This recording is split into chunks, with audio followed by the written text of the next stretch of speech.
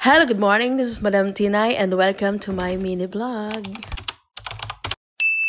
So, ayan na nga, after namin mag-breakfast, ay diretso agad kami sa labas dahil nakasanayan na namin na every time na nag-winter talaga dito ay nagbabanding talaga kaming pamilya sa labas. So, hindi namin inuugalin na every winter ay lagi kami nasa loob ng bahay. So, ito na rin ang nagiging banding naming pamilya, lalo na sa anak namin dahil mag-isa lang siya at lalo wala siyang kalaro sa bahay. So, sinisikap namin na lagi siyang nag-enjoy kahit winter man yan, summer or whatever na anong weather dito sa Germany. Siyempre, bilang ina, kailangan gawin mo yung lahat para sa anak mo. Yan, malamig man yan o mainit. Siyempre, katiis ganda ka. Yan. Kasi siyempre, nakikita mo na nag-i-enjoy naman talaga yung anak mo. Dahil sabi nga, 'di ba, lahat gagawin ng isang ina para sa anak nila. Siyempre, pag mahal mo yung anak mo, lahat gagawin mo, lahat titiisin mo, malamig o mainit man yan.